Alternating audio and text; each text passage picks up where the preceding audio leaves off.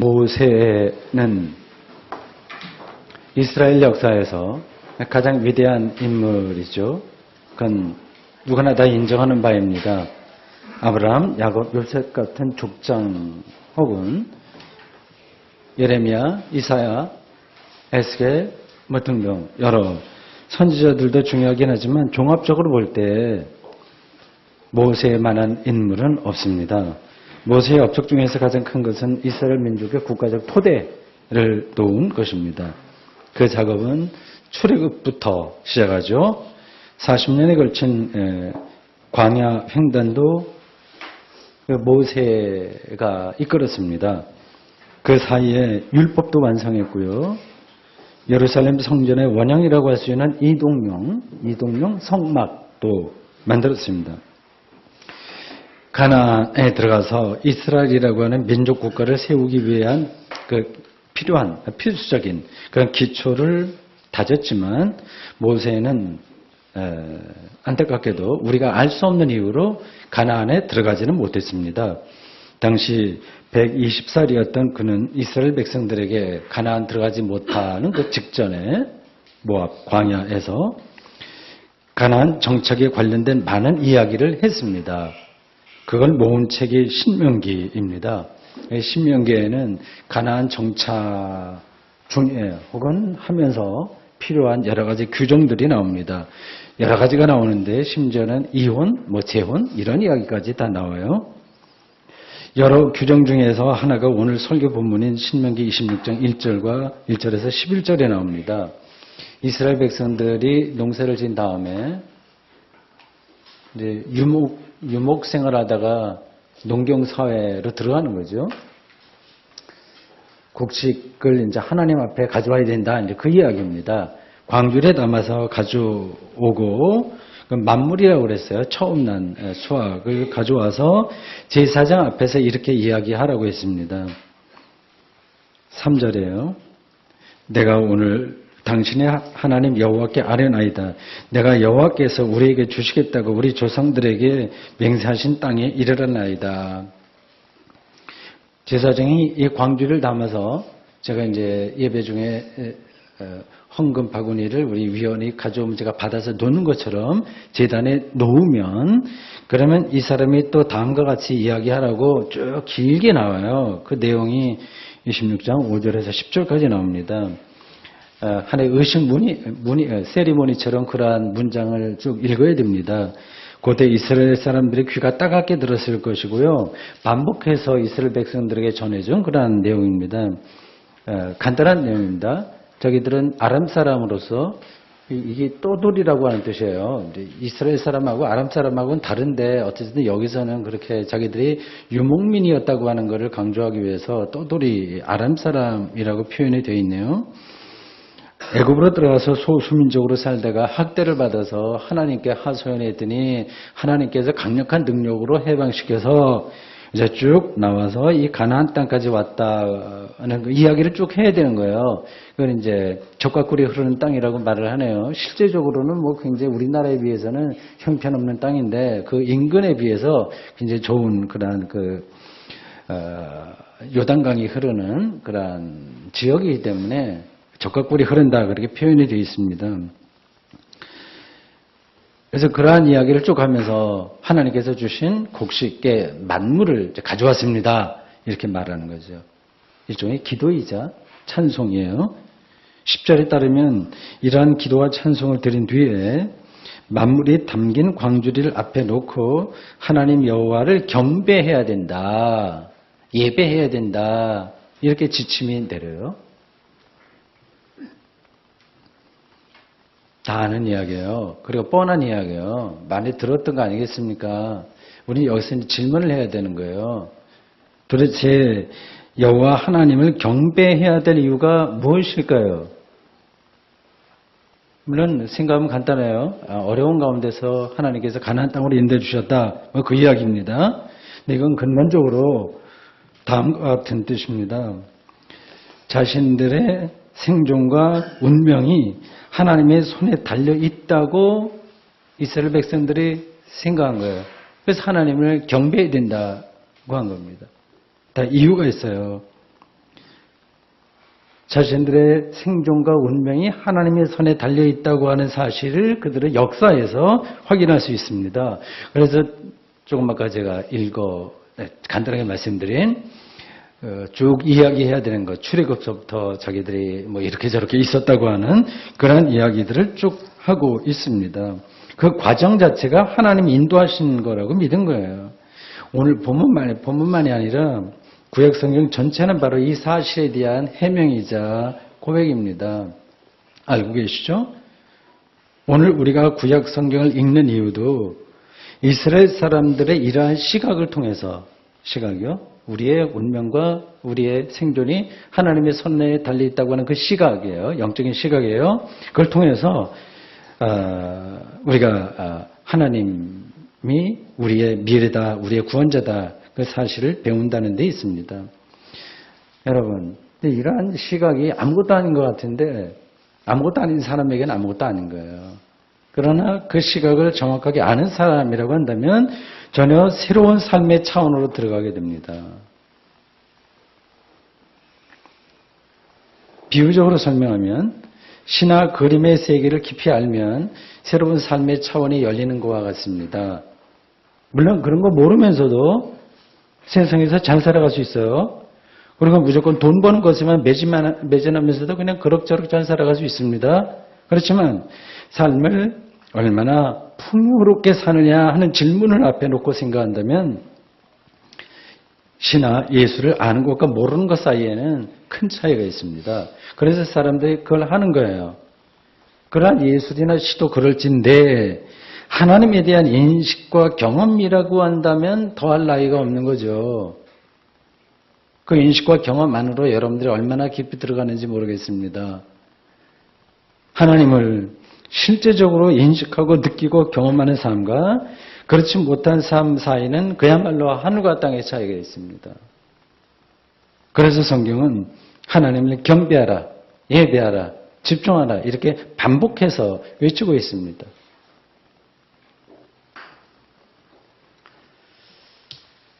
하나님이 우리의 생존과 운명을 결정한다고 하는 사실을 분명하게 인식하고 경험하는 사람들이 많지 않습니다. 뭐 교회 나와도 나오는 사람은 다르죠. 또 달라야 되는데 다르지 않을 수도 있어요. 비슷할 수 있어요. 믿고는 싶은데 명백한 증거를 찾을 수가 없어서 믿음이 오락가락 하는 겁니다. 표면적으로는 흔들림 없이 신앙생활을 하는 것처럼 보여도 실제로는 하나님 경험과 거리를 두고 삽니다.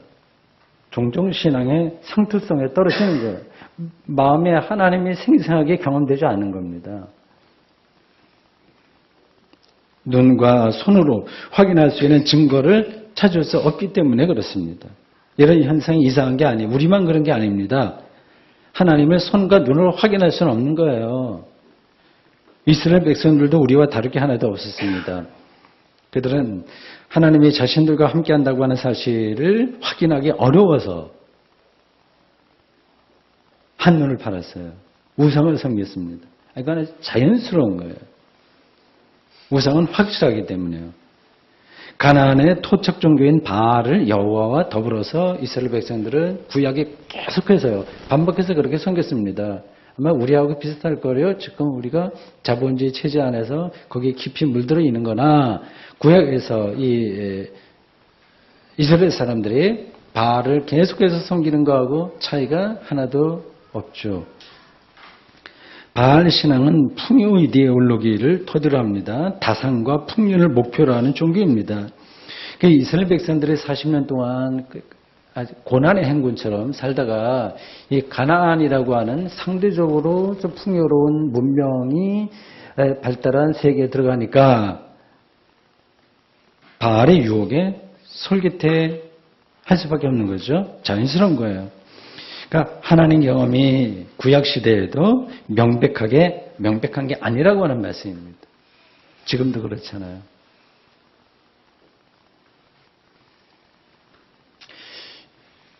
이스라엘 백성들이 하나님에 대한 확인이 그렇게 분명하지 않아서 바알을 섬겼다고 하는데, 근데 그래 바알 숭배를 사실은 무조건 적대시할 수도 없습니다.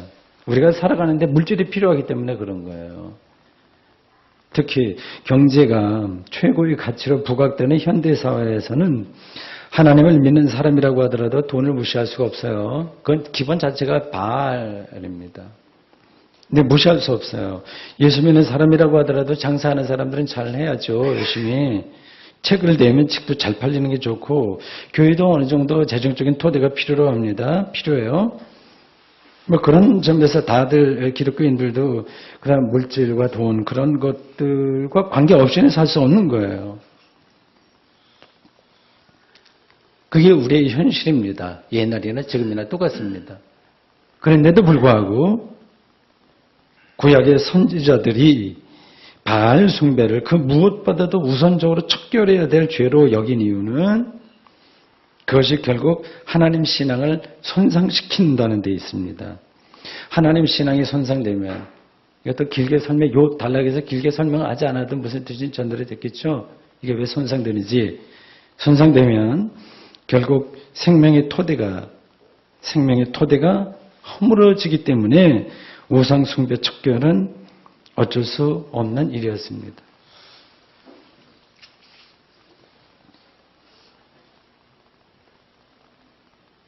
하나님이 우리 생존과 운명의 궁극적인 토대라고 하는 사실을 확인하기 힘들다고 그랬잖아요. 그럼 어떻게 확인할 수 있을까요? 그 겉으로 이렇게 그런 게 드러나지 않아서 종종 우상 숭배에 빠진 이스라엘 백성들과 달리 모세와 여러 선지자들은 어떻게 그 하나님의 섭리를 경험한 것일까요? 그걸 어떻게 리얼하게 경험한 것일까요? 세상 사진 똑같은데 궁금하지 않으신가요? 대답은 앞에서 언급한 역사입니다. 역사, 인간 삶의 역사입니다. 특히 역사의 신비를 뚫어보는 게 중요합니다. 고대 이스라엘이 자신들의 역사를 반복해서 서술한 이유가 여기 있는 거예요. 구약에 보면 계속 반복해서 나옵니다. 우리를 어떻게 인도하셨다고 하는 이야기. 특히 출애굽의 핵심이죠. 자기들의 역사를 반복해서 서술하고 있습니다. 출애굽부터 가나안까지의 여정을 보면 하나님의 섭리 외에는 다른 대답을 찾을 수가 없었어요. 어떤 사람들에게는 그게 안 보여요. 애굽은 당시 최고의 제국이었습니다. 거기서 벗어난다고 하는 것은 불가능한 일이기도 하고 두려운 일이기도 했습니다. 그런 불가능한 일을 행한 분이 바로 하나님이라고 선지자들은 인식했고 믿었고 선포했습니다. 홍해 사건도 갈라졌다고 하는 좀 만화 같은 이야기도 하나님이 출애굽에서 주도권을 행사했다고 하는 사실, 거기에 초점이 있는 거예요. 수백만 혹은 수십만 명의 군중들이 광야를 횡단하는 것도 불가사의입니다. 그래서 그들은 만나와의 메추라기 이야기를 하는 거예요. 그 방식으로 하나님이 자신들의 역사에 개입하셨다고 하는 것을 거기서 선포한 겁니다. 그 자신들의 생존이, 자신들의 삶의 과정이 기적적이었다고 하는 그걸 본 거예요. 초자연적인 기적에 개입하지 않으면 자신들의 역사가 성립되지 않았다고 하는 그 사실을 그들은 본 거죠. 눈을 감으면 안 보이고. 개인적으로도 마찬가지로 우리의 삶은 기적입니다. 아시죠? 초자연적인 거예요. 우리 출생부터 지금까지 그리고 이후와 죽음까지의 모든 것들이 다 하나님의 개입이 아니면 성립되지 않는 놀라운 사건들입니다. 그럼 쉽게 우리가 지금 먹고 마시고 살아가는 그런 모든 과정 자체가 하나님 없이는 해명이 불가능한 만나와 메추라기처럼 그런 사건처럼 어마어마한 우주론적인 그런 사건입니다.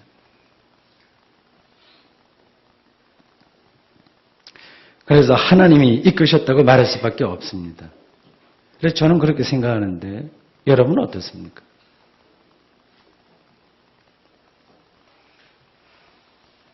생각이 다른 사람들도 있을 겁니다. 두 종류의 사람들입니다. 첫째, 삶의 토대가 하나님이 아니라 자연에서 주어진 것이다. 이렇게 보는 사람들이 있어요. 제 자신을 자연의 일부로 여기고 순리대로 살면 충분하지 굳이 거기에 하나님을 끌어들일 필요가 뭐가 있냐. 어떤 자연주의적인 굉장히 평화로운 그러한 삶을 구가하는 사람들이 있습니다. 이러한 생각은 건강한 거예요. 저도 굉장히 좋다고 생각합니다. 그러나 그런 생각에 전적으로는 동의하지 않습니다. 왜냐하면 자연 원리라고 하는 것도 결국 하나님의 통치라고 생각하기 때문입니다. 요즘 물리학계에서는 여러분들이 뉴스를 들어서 아시겠지만 중력파 발견이 큰 이슈가 되고 있습니다. 13억 광년, 어마어마한 거예요. 13억 광년 떨어진 우주 어느 공간에서 두 개의 블랙홀이 충돌하면서 일으킨 중력파가 이제 지구를 이제 지나갔는데 그 흔적을 과학자들이 확인한 겁니다. 이를 통해서 우주의 비밀에 대한 해명은 물론이고 시간 여행이 실제로 가능해질지도 모른다는 그런 예측이 나오고 있습니다. 이런 자연과학적 사실 발견에 근거해서 하나님을 부정하는 사람들도 있겠지만 최근에 그런 일들이 많이 있었어요. 이런 사실도 중력파 발견에 이르기까지 하는 그런 모든 사실도 여전히 하나님의 통치에 속한다고 생각합니다. 둘째는 하나님의 개입을 이제 인정하지 않는 두 번째 종류의 사람들은 자신의 불행한 삶을 근거로 해서 하는 거예요. 받아들이지 않습니다. 그러니까 하나님이 선하시다고 한다면 내 인생이 왜 이렇게 구겨졌냐? 이런 재난이 왜 이렇게 있냐? 그런 주장이에요. 일리가 있죠? 엄청난 불행들이 재난이 많이 있잖아요. 구약 욥기에 나오는 욥도 그렇게 생각했습니다. 자신의 처지가 얼마나 궁색하고 궁핍하고 힘들고 고통스러웠는지 이렇게 살 바에야 차라리 죽는 게 낫다. 그래서 저 세상 사람들이 가는 스올에 빠지는 게 낫겠다고 호소했습니다. 요즘 수요 성경공부 욥기를 계속 공부하는 그런 내나온 이야기예요. 불행한 삶을 이유로 하나님을 믿지 못하겠다고 하는 생각은 한편으로 이해가 되긴 하지만 그것도 역시 행복과 불행의 기준을 자기에게 놓고 있기 때문에 그런 게 아닌가 이런 생각이 들어요. 욥은 하나님을 경험한 뒤로 자신의 생각이 짧았다고 하는 사실을 인정합니다. 핵심은 하나님 경험인데 그 전에는 친구들이 아무리 설득해도 귀에 들어오지 않았는데 하나님 경험하고 그걸 깨닫습니다. 그러니까 자신의 비참한 운명보다 더 장엄한 생명의 손길을 느낀 거죠. 욥기 42장 5절에서 이렇게 말합니다.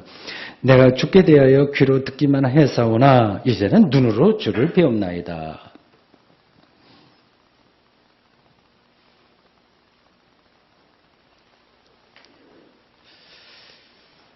역사의 신비로 들어가서 하나님의 개입인데 그 하나님을 생존과 생명의 토대로 믿고 그를 경배하면서 영적 긴장함을 누리고 싶지만 우리가 다 그렇고 싶잖아요.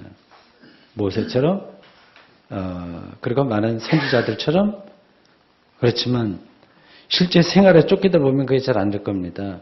그런 쪽으로 가다가 또 안 돼요. 생활에 쫓겨서 그렇습니다. 흔한 표현으로 마음은 원하지만 몸이 따르지 않습니다. 먹고 사는 것 자체가 실제 삶에서 벅차요. 그래서 다 쫓기듯이 살아갑니다. 다른 사람들에 비해서 경제적인 여유가 있는 사람들도 역시 쫓기기는 마찬가지예요. 그러다 보니까 하나님을 믿는다고 말은 하지만 실제로는 하나님과는 먼 생활을 할 수밖에 없습니다.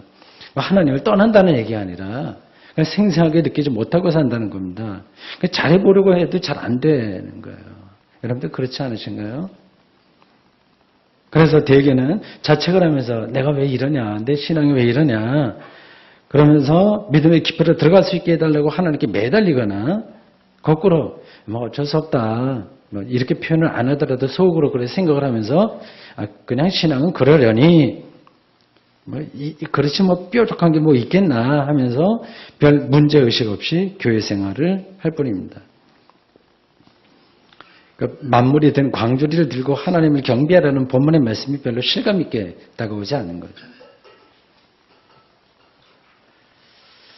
어떻게 해야 될까요?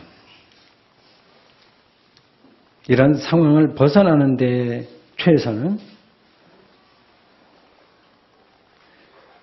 예배의 영성을 회복하는 것입니다. 왜냐하면 이 예배에 하나님이 섭리하는 역사의 신비가 압축되어 있기 때문에 그렇습니다.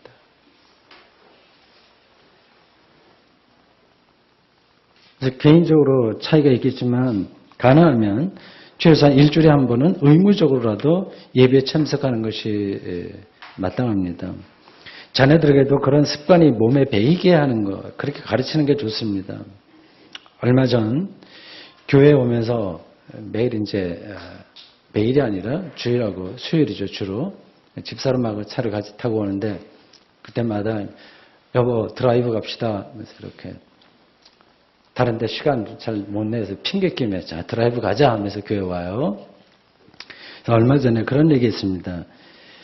이렇게 일주일에 한 번, 두 번 이렇게 교회에 오는 것은 와서 예배드리고 성경 공부하는 것은 일상과의 단절 같은 거라고 말합니다. 일상이 주기적으로 단절되지 않으면 일상이 과잉돼 버려요. 억지로라도 그걸 끊어줘야만 일상이 오히려 살아납니다. 지금 저는 율법 아니에요. 우리 삶의 근본 토대가 하나님이라고 하는 사실을 생생하게 경험하면서 사는 게 중요한데 그 사실이 예배라는 형식에 들어있으니 일단 예배에 몰두해야 될 필요가 있다는 말씀입니다. 그렇습니다. 바로 알고 바로 경험하기만 한다면 예배에서 삶의 깊이, 삶의 신비, 하나님의 개입을 경험할 수 있습니다. 그런 경험은 자기를 초월하여 하나님의 존재 신비와 하나 되는 겁니다. 기독교의 모든 종교 행위가 예배에 집중되는 이유가 바로 여기에 있습니다.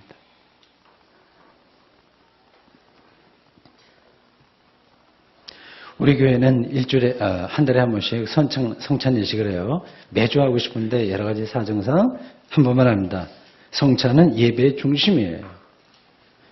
성찬을 집행할 때 저는 예배에서 경험할 수 있는 절정의 평화와 기쁨을 느낍니다. 성찬대 위에 빵과 포도주가 놓여 있습니다.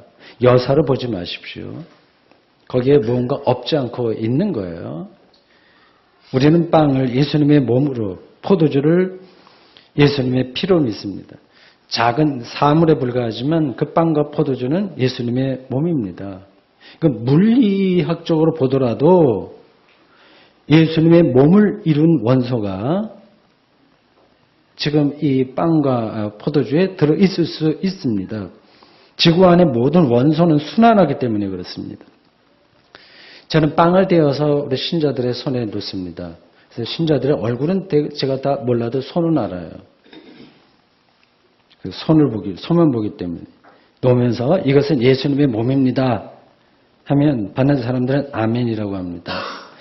빵을 손으로 잡아 떼서 다른 사람의 손에 놓는 행위는 거룩한 퍼포먼스예요. 거룩한 행위입니다. 목사나 받는 사람이랑 똑같은 거예요. 거룩한 의식입니다. 우리 삶에서 가장 원초적이고 진정한 코이노니아가 성찬 의식에서 발생합니다. 우리가 기꺼이 자신의 것을 나누어 다른 이에게 전달해 줄 수 있다면 사실 자신의 것은 하나도 없지만 임시로 보관할 뿐이고 이 세상에서 벌어지는 많은 문제들이 해결될 겁니다. 그렇습니다. 빵과 포도주를 통한 이 의식을 통해서 우리는 신비롭게 예수 그리스도와 하나 될 뿐만 아니라 사람들과도 하나 됩니다. 성찬이 바로 교회와 인류의 미래입니다. 예수님을 신랑으로 맡게 될 종말의 축제를 성찬에서 우리는 앞당겨 경험하고 있습니다. 이게 우리의 삶의 내용이 될 수 있다면, 이게 우리 삶을 끌어가는 힘이 될 수 있다면 우리의 삶과 이 세계가 어떻게 변화될지 상상해 보십시오. 성찬식으로 대변되는 예배는 하나님과의 관계만이 아니라 사람과의 관계까지 포함하고 있는 거예요. 이 관계의 깊이는 아주 근원적이고 존재론적입니다. 예수 그리스도를 통해서 우리가 하나님과 하나 될 뿐만 아니라 예수 그리스도를 통해서 다른 사람과 하나 되기 때문입니다. 하나 된다는 것을 더 깊이 생각해 보십시오. 이건 단순한 교리가 아니라 실제로 개인과 공동체의 삶을 건강하게 하는 능력입니다. 성찬에 빵을 뗄 때 더 많이 먹는 사람도 없고 더 적게 먹는 사람도 없어요. 모두 똑같은 것으로 만족해야 합니다. 보통 때 코드가 맞지 않은 사람이 여기 왔다고 해서 성찬을 거부하는 사람은 없습니다. 예수의 몸과 피를 받는 사건은 너무나 거룩하기 때문에 그것은 마치 영적인 화염과 같은 사건인데 인간 사이의 차이는 사라지게 됩니다. 당연히 그렇게 축소되어야 됩니다. 차이는. 예배의 영성 안으로 깊이 들어간 사람이라면 그 삶의 전혀 새로운 차원을 경험할 수 있습니다.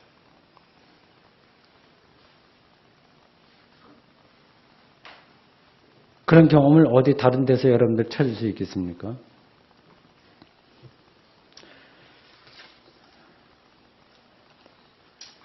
사랑하는 성도 여러분, 오늘 이 시대는 하나님 여호와를 경배하라는 말을 외면하거나 어색하게 생각합니다. 하나님으로 이름 붙일 수 없는 것들을 오히려 경배하라고 요구합니다. 오늘 제3독서인 누가복음 4장 1절에서 13절에는 예수님이 세 가지 시험받는 이야기가 나옵니다. 두 번째 시험에서 마귀는 예수님에게 세상의 권위와 영광을 보여주면서 자기에게 절하면 모든 것을 주겠다고 유혹했습니다. 매력적인 거예요. 우리 같으면 다 그랬겠죠? 예수님은 신명기 6장 13절을 인용해서 이렇게 대답하셨습니다. 주 너의 하나님께 경배하고 다만 그를 섬겨라. 그렇습니다. 저도 예수님의 이 말씀을 여러분들에게 그대로 드립니다. 하나님 여호와를 경배하는 일에 몰입하십시오. 생명의 근원이신 하나님을 통해서 여러분은 생명을, 즉 영혼의 참된 평화를 얻을 것입니다. 아멘. 기도하겠습니다. 주님, 오늘 저희들 역사적으로 보면 정말 까마득한 옛날 3400년 그 이상 전에 모세가 광야에서 가나안 입성을 든 백성들에게 유언처럼 간절하게 외친 말씀을 한 부분을 전해 들었습니다. 하나님 여호와를 경배하라. 단순한 예배의 형식이 아니라 우리의 존재 전체가 하나님을 경배하는 삶으로 가득하도록 저희들을 인도해 주십시오. 예수님의 이름으로 기도합니다.